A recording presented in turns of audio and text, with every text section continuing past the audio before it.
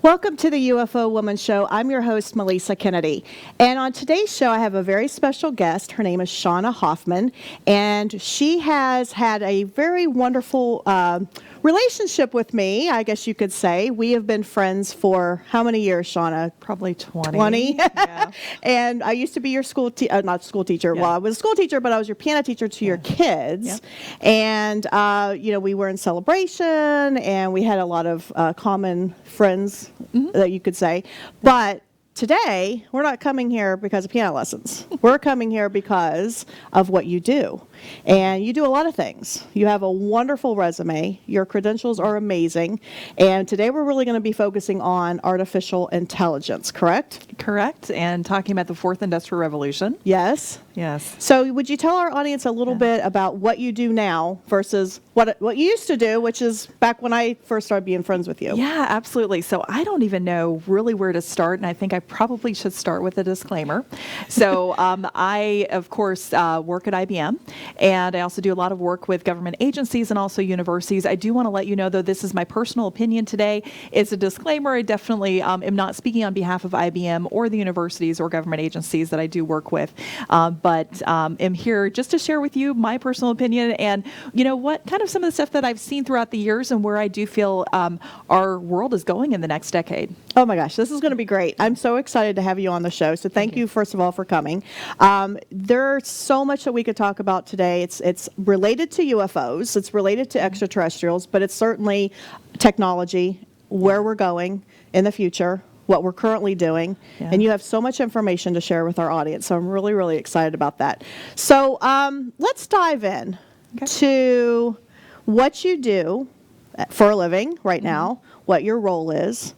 And then from there, I think we'll just kind of talk about what technologies are being worked on, what's already out there, and how it's going to relate to our everyday life. Yeah. Well, and, I do believe that we will see over the next decade more advancements in technology than we've seen in all decades combined. So you're meaning more than cell phones, more than computers. I mean, in our lifetime, because we're the same age. Yeah. So in our lifetime, we have gone from colored TVs the size of furniture, size of this table almost. Yeah. And, we had the traditional phones, and then we started getting mobile phones, and now we've got these smartphones. So you're telling me that we're going to have more technology than what we've experienced in our lifetime. Absolutely. Really? Yep. So there's kind of a what I consider the trifecta of technologies that are moving forward. So we are looking at artificial intelligence, which of course our CEO and chairman of IBM was wanting really to have the industry call it augmented intelligence because it's intelligence that assists the humans.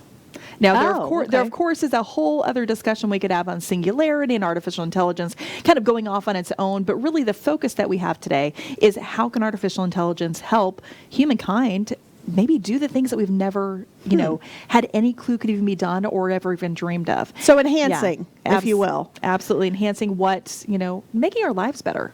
In general. And then, of course, the next step is blockchain.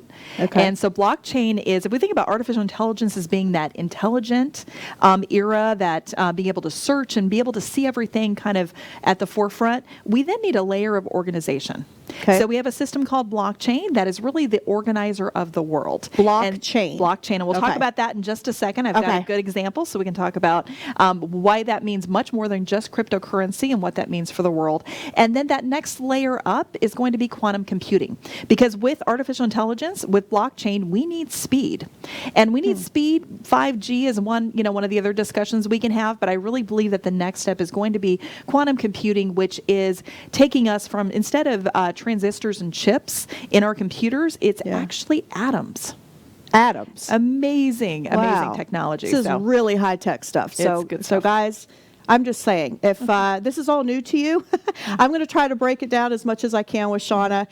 We're going to try to get this at a level that if you're new to this technology or you're just watching the show for the first time, we're going to break it down and we're going to try to make it so that it's understandable. We're going to make it so that even if you're already an expert, you're going to learn some tidbits here today. But oh my gosh, this is exciting. Okay, I got to go back for a second. You talked about singularity. Yeah. There's a word called skinnularity. Are you familiar with this? I am not. Okay. Well, Maybe I'm actually going to teach you something. I like that.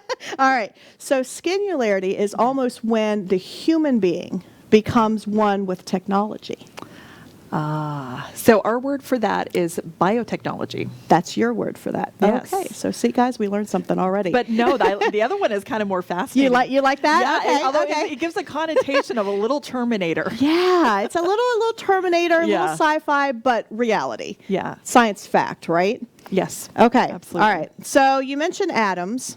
Yeah. You mentioned technology is really coming to a forefront now. It's going to be, for lack of a pun here, light speed. Absolutely. So you touched on 5G. Now I'm going to have to ask you something about that. Yeah. What's your feeling on 5G? Do you think it's harmful, or do you think the benefits outweigh the harm? See, that's a very good question. I think we have a bit of a space race going on with that. Okay. I think we have 5G, but then we also have SpaceX and other companies like One World who are putting up satellites. Mm-hmm. I don't know which one is going to be more used. Is this going to be VHS or beta tapes? I don't know if it'll be 5G or maybe a combination of 5G and the satellites. But all I know right now is we do need to have our speed increase tremendously. And the reason for that is because we're taking what used to be, let's think about it as a pyramid. So our pyramid used to be like this. I do. Pyramids are great. We'll talk about that too. But if we think about our pyramid, used to be that the person who was at the top, like the individual, fed down into the community, fed down into the corporation, fed down into the government. So we had kind of this interesting, pyramid where everything feeds down into a bigger entity. Right. We now have that pyramid flipped, where we have the government, the community, everything flipping into the individual. And it's all about control, because we are now creating with technology a world of control. Now, the biggest concern I have, though, is freedom. Right. How far is this going to go? Is our free will going to go along with technology? And I got to be honest, that's something I'm very concerned about. And we've talked about that here on the UFO Woman Show. My concern, I'm going to put it out there. I'm going to go out on a ledge here. My concern with 5G is that it is banned in Europe. Okay. Canada's about to follow suit. Yeah. So are we dancing on the verge of something disastrous? I think with anything that's technology, you're always on the verge. Sorry of to put you on the something. spot. Yeah, but, no, really, I think in the end, there are so many things with technology we can do, but should we do them? Yes, I love that. And we have to put parameters around the different technologies. Right. Now, is 5G bad? No. But 5G used by bad people could be bad. And the biggest issue that we have, of course, is with cybersecurity. Right. There are not enough cybersecurity professionals to keep the everyday person safe. And we are down by about, I think at last time I heard it was about 3 million people worldwide to fill those jobs.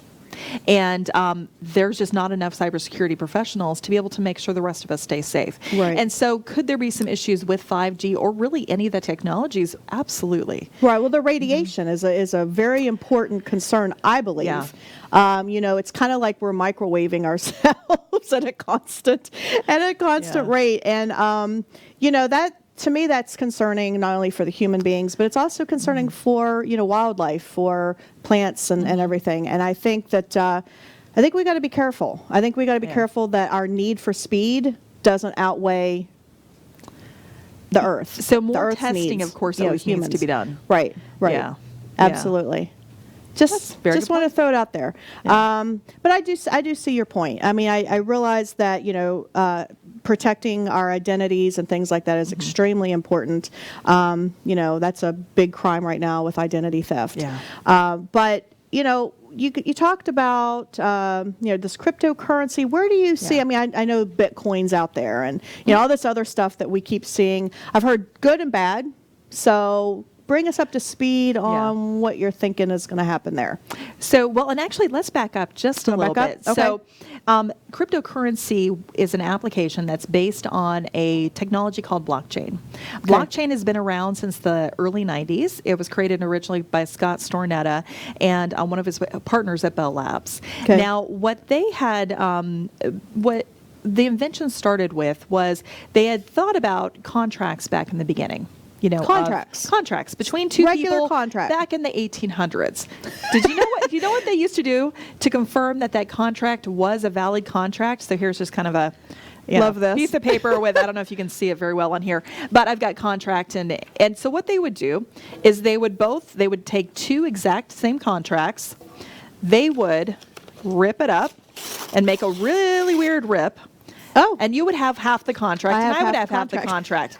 And to make that a valid contract, we would have to put that together. Like a puzzle. Like a puzzle. Okay. So that is exactly what they've done with blockchain, but have done that digitally. Oh. Isn't that brilliant? So if you and I are in a contract, you have the half, I have the other half. Yep. But you can't have it unless you have both pieces. Yes. So what we're able to do, and I won't get into all the details of it, but through specific type of coding that comes with blockchain, and also there is a huge layer of security with it. Okay. Crypto. One of the reasons it's called crypto is because of the layer of security that it has. But it makes sure that this contract is immutable. It cannot be changed.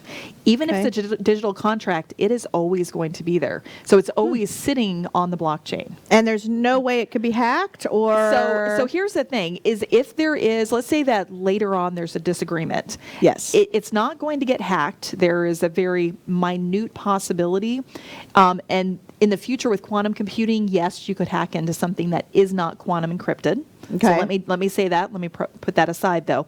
Is with today's technology the way that it is, you can't hack into a blockchain and make those changes. So if I had this piece, and I'm a hacker. Yep. I had bad intentions. You have bad intentions. So you have to agree with everyone else now who holds this piece. So not is there just two, there's now millions of copies of this that sit out there. And who is storing all of this? So it depends on which blockchain you're on. So Bitcoin, of course, has a public blockchain that it is based off of. There's also private blockchains for companies. So if we have, for example, one of the ones that I really am fascinated by is called the Responsible Sourcing Blockchain Network. It traces minerals like cobalt, which are used in our phones and all of our technologies, all the way back to the mine. So that I, as the individual, can follow through the supply chain where that cobalt came from. And I know that I have responsible cobalt that wasn't mined by children, for example. And so we start to be able to have contracts all the way throughout a process that those contracts can be traced. Gotcha. And it's very transparent. Okay. Same thing with money. And so there's a public blockchain and also the private blockchains. For the public blockchains, we see cryptocurrency living on that. There are many different types of cryptocurrency. So those are all on public blockchains that everyone can see where that money is lying. And so what we're seeing governments now do is I don't know where cryptocurrency is going to go, besides it's pushing the governments to now create digital currencies. We're even looking at that here in the United States with the Federal Reserve. They've announced a digital currency. I think the expectation date is about 2025 for that. In 5 years. Within 5 years. Are you saying, no, wait a minute, time out. All right, are you saying that we're going to do away with our current form of currency? I think that there will be a merge of the two. Eventually, I don't know if we'll ever get rid of, I don't want to say ever because more than likely we will, get rid of paper currency for just the digital, but our entire world is going digital. Right. Technology's forcing us that way. Absolutely. And I mean, think about it. We all shop online now, it seems like, right? And paperless. Yeah. I mean, I don't think any of my bills come in the mail anymore. I think mine don't either. It's all digital. I get an email. Oh, by the way, your bill's due. I'm like, okay, or it's on auto pay through your bank or whatever. So we're kind of already starting down that road, if you will, but only in recent years. Yeah. I mean, I know like my mom's generation, your mom's generation, she still writes checks. They still kind of do things that way. But I can see, starting with our generation and younger. That is a huge push. And you're saying in 5 years that this is probably going to be So think even about more. our workforce. Our workforce by 2028 will be 80% millennials and younger. Wow. Yeah, so that's our really, kids. It is our kids, which scares the heck out of me. Your daughter, your son, everybody that I taught piano lessons to, my daughter, it's like, oh my gosh, okay, yeah, that's... and they're brilliant. Gosh, and they're Shawnna. amazing. And we're getting old, aren't we? They are, yeah, I know. No, it's gosh, it is a different world. It really, really is. It's not what we grew up with. It's not, what our parents grew up with. It's definitely different. Yeah. Well, then, as we're doing all of this technology with the internet and, computer technology, it kind of makes sense that we're going to be going also in that direction with our currency because, let's face it, things aren't done the way that they used to be. Yeah. So, all right. So I understand this. And hopefully our audience does too. That was a great demonstration, by the way. So how does that play into... I know you've talked to many of the government leaders. You've even been to the United Nations. You've done a presentation numerous times with a lot of these world leaders. And tell us a little bit about what you did with that presentation at the United Nations. Yeah, and it was very similar to the other ones that I've done. I've had prime ministers who have invited me in to talk about artificial intelligence and how it's going to change the world. Okay. One of the quotes said by our CEO and chairman of IBM is that 100% of jobs will change. 100% of jobs will change. Due to artificial intelligence. So if we start to look at the advanced technology, the jobs that we have today are fully different in 10 years. Wow. And we have some of the expectations are by, and there's some big years coming up. So by 2025, they expect 75 million jobs to be different here in the United States in such a way that those jobs will not be called what those jobs are today. And so it's going to be everything. Oh, so like what? Give me an example. Yeah. Well, here's an interesting thought. Okay. Oh, man.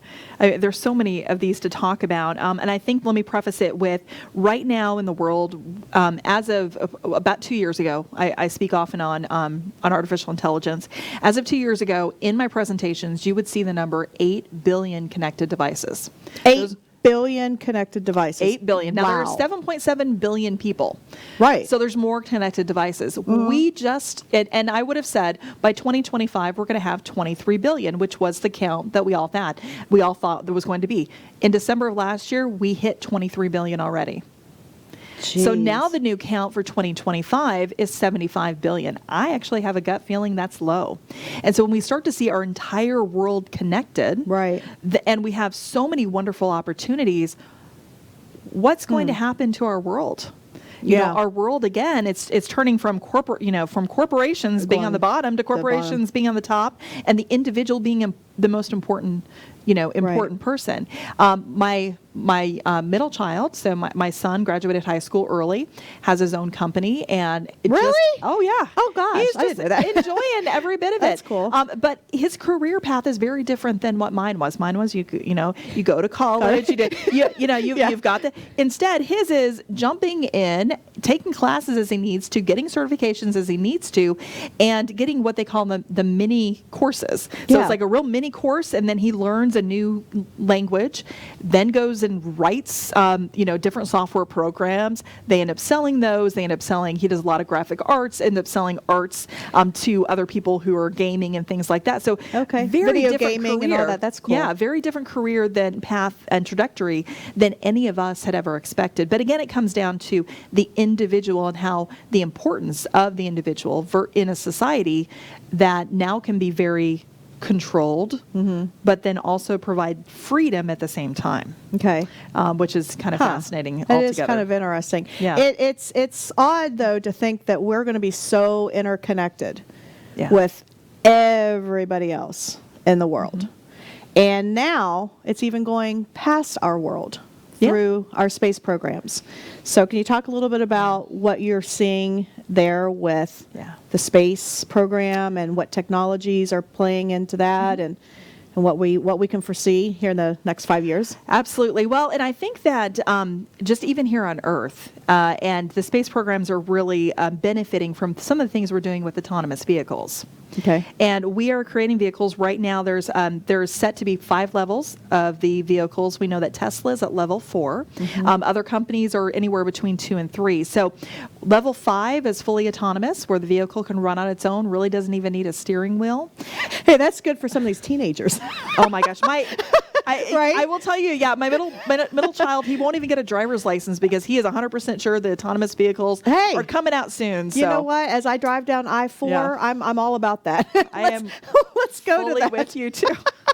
I'm ready. Yeah. I'm ready. You know, this That's Disney true. traffic and everything that we've got on I-4, it's crazy, right? The backup and oh gosh, it's crazy. Well, and I mean, but then let's take it to space. Yes, So let's we have take it to space, autonomous okay. vehicles. I don't know how this is all going to play out because there's definitely some government regulators who are going to have to dive in and really figure out who gets to be in the air. Right. Because now we have Boeing who came out last year saying that they are going to have autonomous vehicles in the air. Wow. So we are now going to have mini planes or whatever they're going to call them that can have that kind of like the Jetsons. Yeah, I'm having I know. flashbacks of cartoons. It that we is. grew It's up great. With, right? I know. They were I all love that show. They're all so advanced. I know. Yeah. So we now have our autonomous vehicles down below.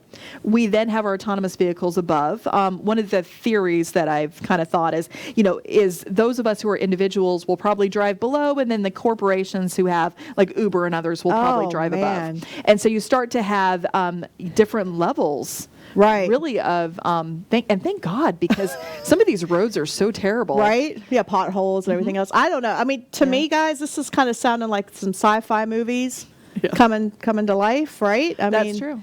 It really is. Back to the Future. It totally is. It totally is. Okay, so we're going to have new vehicles, which I'm kind of I'm kind of partial to that. I think that's kind of good for traffic control. Well, and have you seen the new cyber vehicle, the new cyber truck from Tesla? Yes. Yeah, let's talk about that. That's super cool. Well, and here's what's fascinating. So my youngest son looked at me and he goes, "Oh, well, they created a truck that cloaks." And I was like, "What are you talking about?" Now, we had just watched on the History Channel one of the really cool shows that has, cloaking, and you could put a, kind of a screen up in front of the person and see fully around it. Now, if you look at the cyber vehicles which UFOs that they've created, exactly. Well, if you think about it, so we've now have a vehicle that looks very much like it could be cloaked. So will we then in the future not have any barriers between us and seeing the beauty around us? Yes. Absolutely. Amazing to think about. I think it's already happening. Yeah. I think some of what we're seeing in the sky, or not seeing in the sky, maybe is what I should say. It really leads into the whole topic of UFOs, technology, reverse technology, where we're getting all of this information from. I'm not going to put you on the spot because I already know the answer. I know we have reverse technology on UFOs. But it's interesting because what we have always thought as science fiction for the last 70 years is now 100% science fact. It's coming to life. It is real. Yeah. What we used to see on those Star Treks and Star Wars and all this other stuff that we used to watch growing up, it seems so far-fetched. So it's like, there's no way that we're going to have, flip phones and all this stuff. Well, flip phones are even a thing of the past now, it seems like, and they're old technology. So things are happening fast. So seems like 5 years is kind of a good marker, is what you're telling me, that things are rapidly going to happen in the next 5 years. Yes. So I've got to ask about this technology that's out there that's called quartz, 5D quartz. Yeah. And I'm a crystal girl. Everybody knows this. I love crystals. I work with them all the time. Quartz is one of my favorite crystals to work with. So I've always had this thought that the pyramids in Egypt are hiding the secrets of the universe, encrypted, if you will, in the quartz, in the stone, because we know that you can store a lot of information on a very small piece of quartz.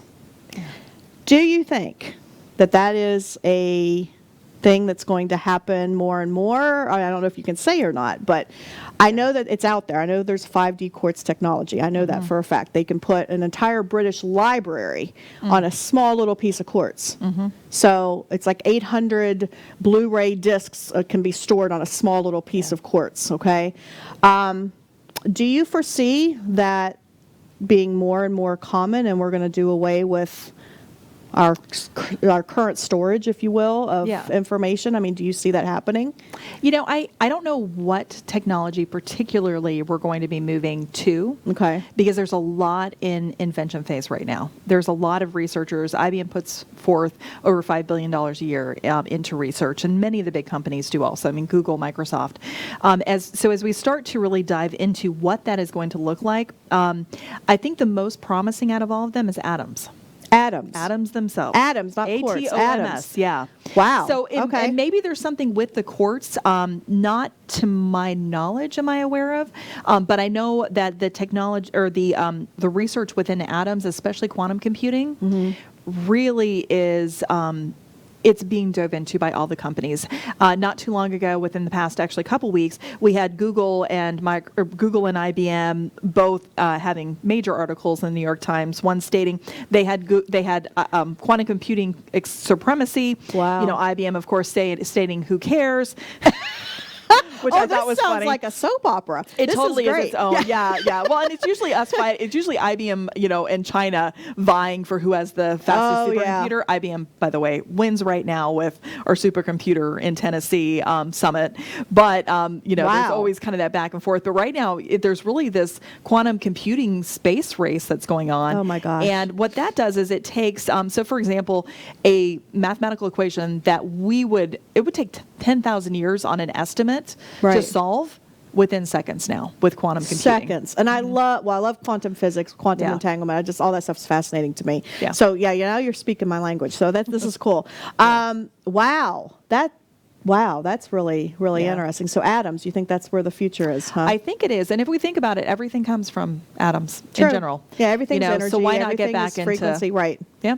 Get back to the basics. Yeah. Get Isn't back that to funny? It is, right? Yeah. Get back to the simplest things. Yeah. Well, of course, being a ufologist, being an investigator, I'm just absolutely fascinated with our history because our history is linked, I believe, to, ancient aliens, astronauts. I think there's a lot to be learned. I think there's a lot of secrets out there that we have not, or maybe we have, it depends on who you ask, have not learned thoroughly about this universe. I think all of these secrets can be unlocked if we just use the right type of technology and stop with our old mindset and start looking at things with our new mindset. And certainly IBM is at the forefront of all of this. So let's talk a little bit more about this, Adams, because this is really new to me. This is a new topic, and it's kind of cool. So I want to know more, and I want our audience to really understand what it is that you're talking about, because maybe they're not informed on atom technology, and because I know I'm not, so I'm not a scientist. And I just have to preface this: we don't know what we don't know yet. Don't know what you don't know yet. So all I know is all I can share with you though is it's in the research phase. Yeah. Okay. And we have a sandbox. Actually, IBM has a sandbox that anyone can get in and use. And so if you go to the IBM website, you can go in and play with quantum computing yourself and put in some mathematical equations and see what you can come up with. Yeah, right now there's a lot of universities that's also doing major research in. The country of Germany has just started working with IBM also. They had a big press release saying that they were giving, there was an $800 million contract that IBM had won to really dive in with the country of Germany into quantum computing itself. So it's very fascinating to see, even countries say, okay, this is going to be the next big answer. And it comes down to speed. And the reason we need the speed is because all the devices are going to be connected. Right. And those devices are going to be everything from our vehicles, which the vehicles right now in the testing phase, they store about 75 terabytes of information. So that's a lot. Exactly. I mean, most people don't even have a 1 terabyte hard drive. I know, right. So if we think about that every day per vehicle, huge. And that's tremendously important to make sure that we have the speed then of downloading that information, and the engineers can start to crunch on what the issues possibly could be. And so other countries are on board with this. They are helping contribute, and everybody's working. They're playing nicely together. Everything that I've seen, everyone really is. There's kind of there's the funny Google and IBM back and forth, and I love the IBM answer of who cares, because really that's my answer, in general. Yeah. So that's kind of funny. Yeah, I actually said that on Capitol Hill a couple weeks ago. You said that on Capitol Hill? I did. I said, who cares? Who cares about it?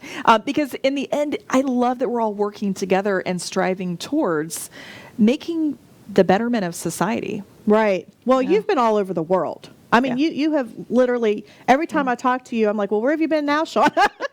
You're going to this country, that country, you're speaking to this group. And so what has been, would you say, your favorite presentation or your favorite place to go so far? You got to pick one. So you want to hear my fun story? Actually, Yes. This has to do with the Tampa area. Okay. So I had Local. received, a local one. So I live over in near Orlando, and I had received an email, and I get emails all the time saying, "Can you speak?" So, and I got an email that said, "Can you speak in St. Pete?" And it was May a couple of years ago, and the speaking engagement was in May a couple of years ago, and I was like, okay, hour and a half from my house, easy, no big deal. Mm-hmm. Well, the next week I got an email, and it starts out with, "The Prime Minister has chosen you for the plenary session," and I was like, and I totally had a blonde moment. They have prime ministers in St. Petersburg. I'm like, we're a really old state, but what the heck? And I read down, and it's in Russian halfway down. Oh, geez. And I thought I really should have read the entire first email. Yes. And but it was absolutely an amazing time. So I, of course, met with the Prime Minister and his staff, met with the Minister of Justice, and really got to understand where the Russian government was wanting to take their people. And one of the interesting questions that he asked me, we had a very, we were in a kind of a small room. It was myself, a gentleman from Microsoft, and some other companies and university professors, and there's maybe 20 of us. And he had asked the room, and pretty much everyone was pretty silent after this. And he said, should I give the Russian people, or should we give the Russian people a stipend towards, because we know AI is going to take over many of the jobs. Do we give them a stipend to keep them afloat, during the transition time? And so kind of like a welfare type thing in a way. It is. In a way, yeah. So which we know, with all the different work that we've done in charities and things. I know you've done a lot of charity work. Yeah. I have too. Yep. Giving people something is never fulfillment for them. Instead, having them work for it is usually what's fulfilling to their So is human that their nature. answer? And so that was my answer to him. Okay. Is to provide education and make it so that with certain educational levels that they would end up getting payment for those. So then they would have the gap of education instead of it being a gap of nothing. Of unemployment or nothing. Exactly. So then you start to retrain your society. I think that's going to be a big issue over the next process, decade. though. For everyone around the world. Right. That's not an easy thing to do. I mean, you're talking about taking our existing society and going, whoop. Absolutely. And some people are not going to be able to make it through. If we look at it, here in the United States, it's going to affect about 66% of our jobs over the next decade. So which jobs do you think in particular? Oh, yeah, we were kind of getting into that. Yeah. I think those that are anything that is repetitive, that an AI or technology. Factories. A lot of factory, which is already kind of automated, but still. Look at what they've done in China. So here's what's interesting. China has moved over 200 million of their people into the cities. So they've moved them from factories into the cities. Their factories now, if you look at anything like any of the news articles on Alibaba, absolutely fascinating. They have 6 people working on a humongous factory that all has drones and various different robots moving all the items. So just really. So a lot of jobs are going to be eliminated. A lot of jobs will be eliminated and changed. And if you could work with the robots, you're going to be beautiful. Yeah, I kind of missed my calling on that one, I think. I didn't go to school for that, but that's okay. So we're going to have a shift in the workforce.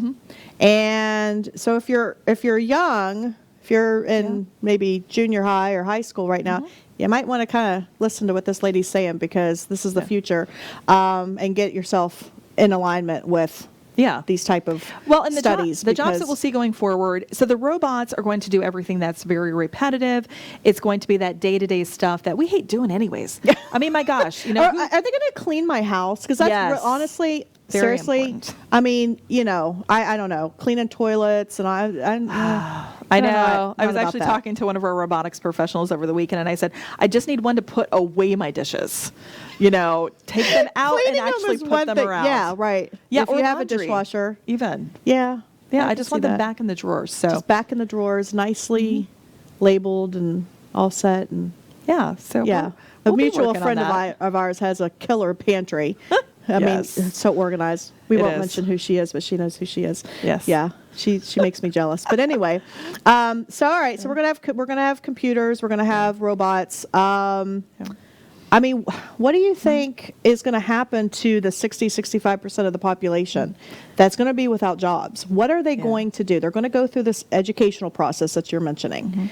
But I mean, what if you're our age? What if you're in your 40s and you need to basically get re-educated so that you can be productive in the workforce. What are we going to do?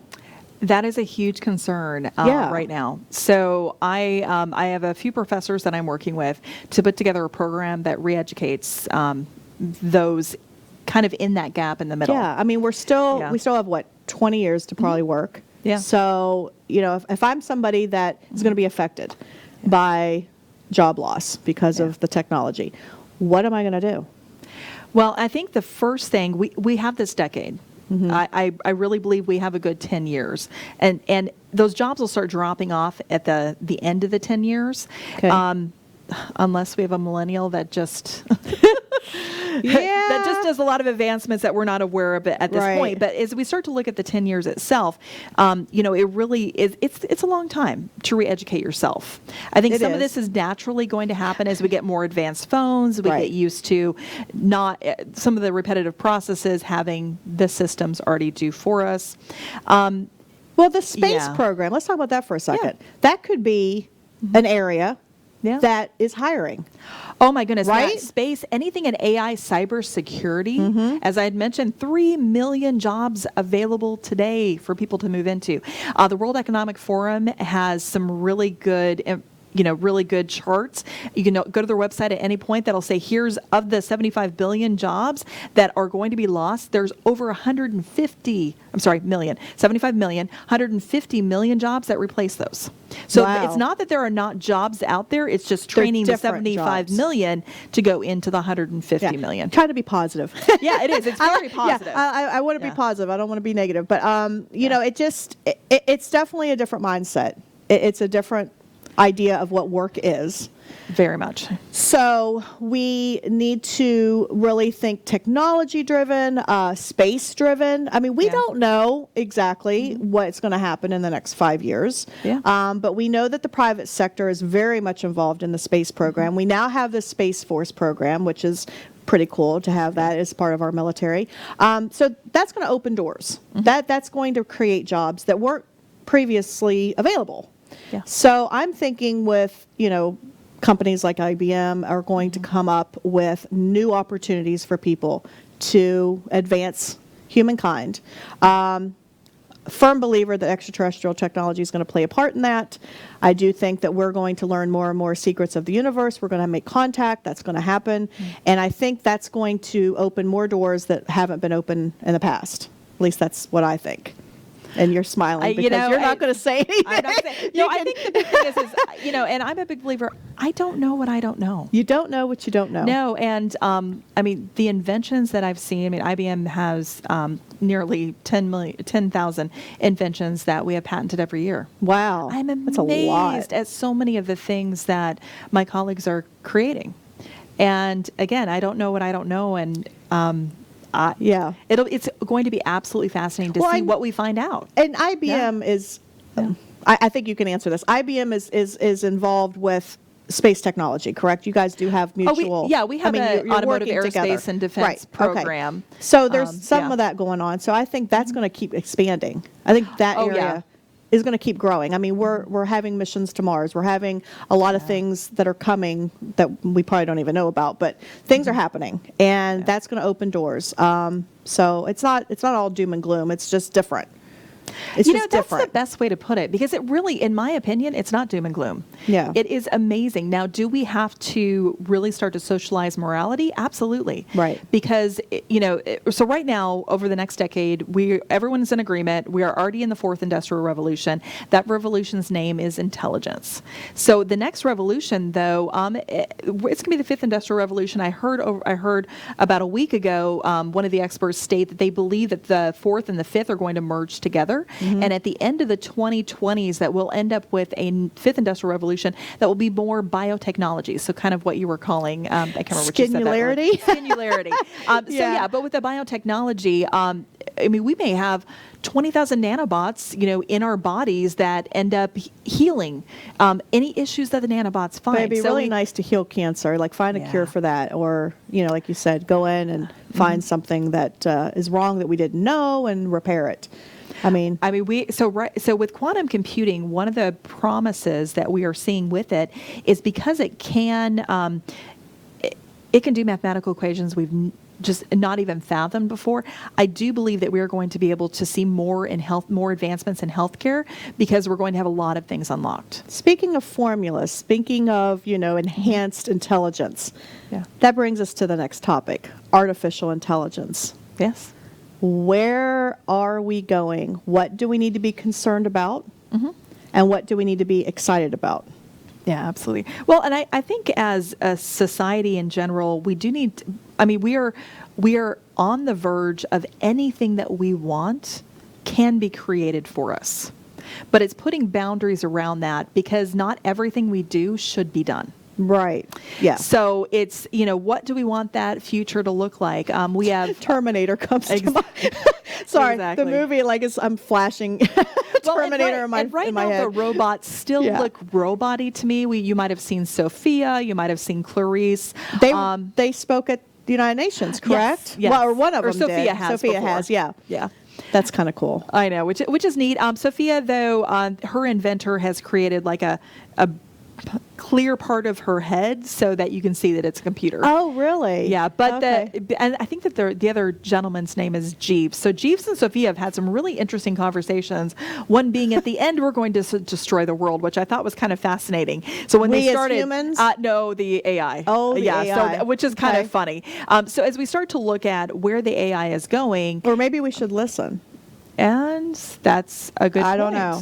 Just going to throw that out there for my friends out there. Yeah. So, so as we start to see the AI and as it's advancing, we have to remember we are the ones training the AI. Right. So we have to responsibly train it, because if for example, the AI from Google, one of the big, I guess, news articles that had been out years ago, was that when AI was just sent out into the internet just to read various different things that were out there, it came back saying, and when it was questioned about women should be barefoot in the kitchen.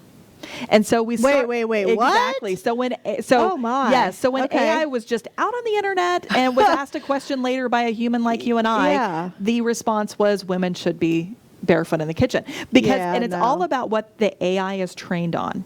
Because the AI is not intelligent like us. It is intelligent, but it's not intelligent like a human. Yet. Where we can reason through things. Yeah, yet. So where we can reason through things. And it also doesn't have emotions.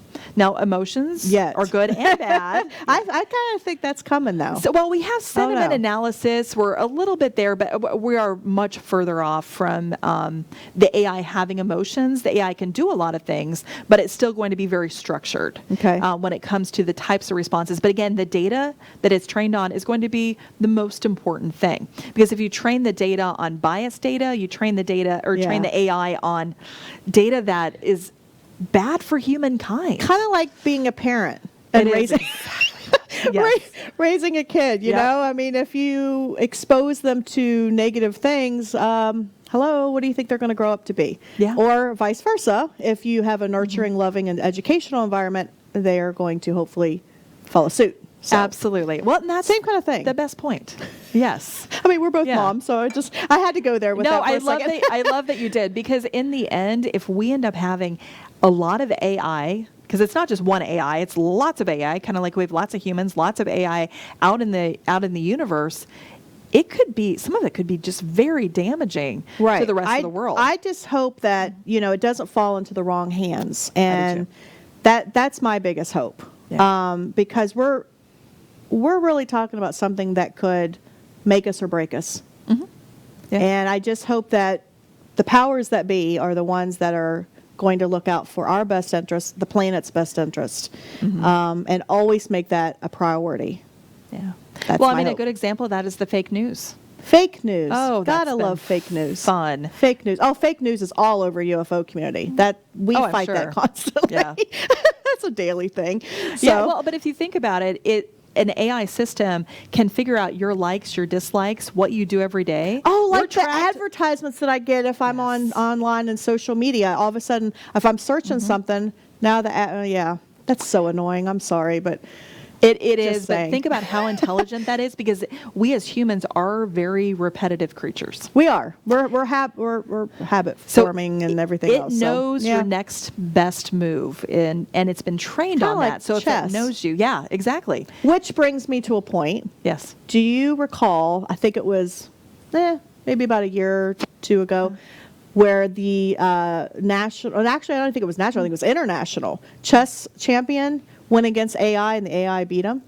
Oh, well, Do you remember that? I don't remember that one specifically, Yeah. but that happens all the time. Yeah. I mean, that's how It's kind of interesting. Yeah. A little scary in a way, but interesting. AI will always win because it's consistent, Right. and it can stay up all the time. Well, it doesn't have the human element yes. that maybe could question or doubt or and we whatever. get tired. We, you know, Yeah, we do. Yeah. We need our coffee. Exactly. AI doesn't need coffee. At least not yet. Maybe in the future. Maybe that in would the be future. interesting if I could Wouldn't sit down it? with Sophia and she's drinking coffee at the Right? same time. Yeah. Yeah, fascinating. Yeah, that is kind of cool. Well, okay, so AI, as it starts to develop, I can certainly see some very good uses for it. I can see where, for example, in our space programs, I mean, we're not going to want to put human beings in danger of the unknown. I mean, we're going to be sending, shuttles and who knows what else up into space. And you're not going to want to put astronauts at harm until you know that we have the technology to keep them safe. Yeah. So I can really see where AI would be fantastic for that. Because as we're exploring new planets and possibly at some point new galaxies, it'd be really cool to send the AI out. And I think in some cases, I'm going to relate this back to UFOs for a second, Okay. I think that's a lot of times what we are either seeing or getting reports on is it's not always an actual extraterrestrial entity, a being, a living being, but rather a really advanced AI that's Yeah. actually controlling some of these UFO craft. That's just my personal belief, but I just think as we're evolving, we wouldn't put our own beings in harm's way to go explore something Yeah. if we don't know it's going to be safe or not. Well, and that make I think sense? some of the what weighs heavy on my heart Right. is deception in Yes. general. I And can't stand deception. I know, and As it- women, I it think worries that's kind me, of a thing for us. yeah. It worries you about AI and It does. deception? Well, it worries me in general that the wrong hands will have access to the advanced technology and Right. be able to use that against society. Right. And- Hostage, basically. Hold Yeah. us hostage, use it for terrorist Yep. implications. So that kind of makes me wonder. I know before the show we were talking about some computer technology and how you can hack and how you can kind of, get into some information. You want to share with audience what you know about that? There was a news article not too long ago, which I thought was absolutely fascinating, where Israeli students were able to hack into a computer that was not connected to anything. The internet, all it was done is plugged into the wall. Wow. So not wired into the internet, Nope. Nothing. plugged into the wall. So what they were able to do is through the energy through the wall, they were able to get into the computer because of the screensaver. And then, and then also when your lights kind of dim in and out, it was able to hack in that way. Oh my goodness. Through the Yeah. screensaver. Through the screensaver. There was also Wow. a very big theft that happened not too long ago at one of the big casinos. There was someone who hacked into, you're going to love this, a fish tank. What? They had an advanced fish tank that was Oh my connected. Yes, They connected the fish tank to the security system. Whoever was in the casino had done that, which would be a normal thing you would do. You want to watch make sure none of the fish are dead. I guess that Yeah. makes full sense. They were able to hack in and steal a tremendous amount of money. So Through the fish tank. Through the fish tank. So there is some crazy things when we start to think about our world being connected that some very scrupulous characters, if they had bad intentions, could Well, it's really actually cause genius if you want It to know really the truth. is, I mean, but, yeah. I mean, if you're going to hack into a casino, go through the fish tank. Who would think of that? That's wow. It is absolutely scary in all. Yeah. Yeah. My mind just went. Yeah. That's wow. Yeah. That's amazing. So again, it's the deception that Yeah. concerns me the most and weighs heaviest on my heart, because right now we don't have enough cybersecurity in place that the advancements are going so fast that will we be able to keep them secure so you don't catch have the up. fish tank issues. But then on top of that, you don't have the issues of somebody being able to hack in even from outside your home. or Right. outside, one of the government Well, when facilities, you which use worries your me. Wi-Fi, if you don't have a password or you're not taking the precautions, I mean, right now you can go down the street and tap Yeah. into anybody's Wi-Fi in their house if they don't have that's it true. properly secured, and Yeah. that's an issue. And that's Yeah. an issue. But it sounds like the company that you're working for and governments are trying to take some precautions. They are. So I guess that's a good thing that we're at least hoping that that's going to continue. And as things like this cryptocurrency and everything else that you're telling us about today. So last half of the show, let's touch on some other things that we haven't talked about yet, and what you foresee the technology going that we. Not technology that's cryptocurrency or anything like that, but maybe more space-related stuff that you might know about that you can share. Well, and I think,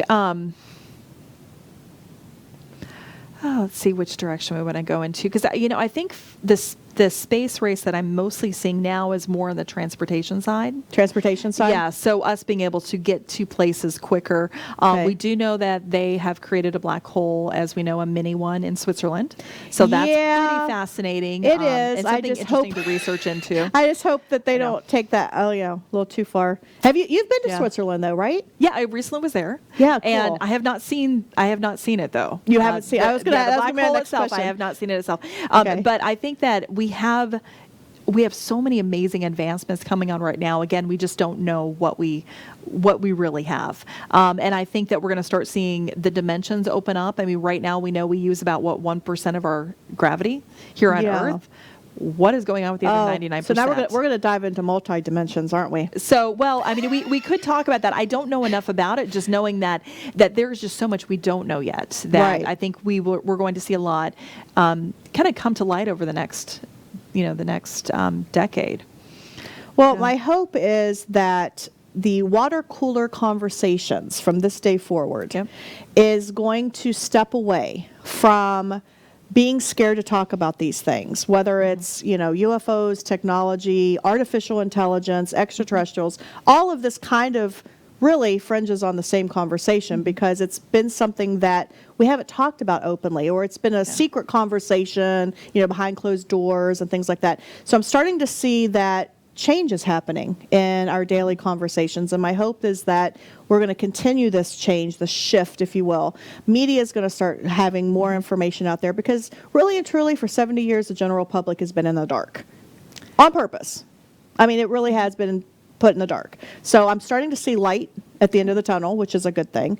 And I'm starting to see where companies are coming out and they're starting to disclose some information that they know, some technology that they know, things that people can be hopeful for the future. And that's a good thing. I mean, I'm always about being positive and hopeful. And, and I think that the whole space travel thing, that to me, that's so fascinating. I've always been a sci-fi girl. I've always, been fascinated with the stars and the galaxy and everything. And, I think people like IBM, Space Force, things like that, I just don't know what we're going to get into. I mean, you have any predictions? You want to, any hopes? Actually, I mean, some of the things that are even out there right now is we know, I believe that it'll be by the end of this year that they will have the first test runs on the ship that is going to go into space and from, here in the United States, so over in Port Canaveral, and go down into Europe within, I think it's less than 30 minutes.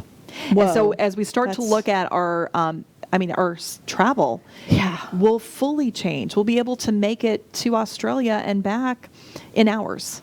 Wow. And that's when we start to see the quality of life for us humans, especially those of us who traveled over to Europe, really become amazing. And, I think that as we start to be able to even just working on things here on Earth, I'm not, I guess that I'm always focused. My dad always says, well, look in your backyard, see what you can change first. What is it that we need here on Earth? I mean, definitely we need quicker travel. We need to be able to make it someplace, much quicker. We also, the human body, as you said, curing cancer. There are so many things that take our loved ones away that we can do good with. As we're looking at the biotechnologies, will the nanobots be able to go in and help our bodies cure cancer. Some of the advancements of technologies. I was talking to one of the women that I work with. Her son had created, has a patent, which kind of blew my mind, by taking just a normal vaccination and putting like 10,000 times that vaccination into someone with cancer. The vaccination actually fought the cancer. Wow. And the cancer is gone. Really? So it is. We have something. It is. I do believe that we'll have cancer cured within the next 10 years. So, because cancer, again, we're all born with cells that end up just becoming abnormal. And you need your good cells to just fight off the bad ones that are coming in. Well, we get to a certain point in age or, sometimes even youth that you can't fight those anymore. And if we could just figure out how to turn back the clock. Just a little, that would be nice too. I don't know. I wouldn't mind going back to my 30s. Just a little bit. Just a little bit. Here's what I think is going to happen. We're going to have some millennials or Gen Zs. They figure that out, but they can't figure out how to make it go back. They only figure out how to make you stay. So we're going to have like a whole society hurry up. That like everyone looks 21, and then the rest of us are getting older. Yeah. I don't know. Sorry about that. Yeah, 21. 21 was good, but I don't know. I'm pretty happy in my 40s, so I don't know. I wouldn't mind freezing time right now. That might be kind of cool. Yeah, they're like my body that I had at 21. Well, I like my body at 21. I was going to say, I'm like, I can't complain about that. So your brain will continue to grow, but then, so that's just fun.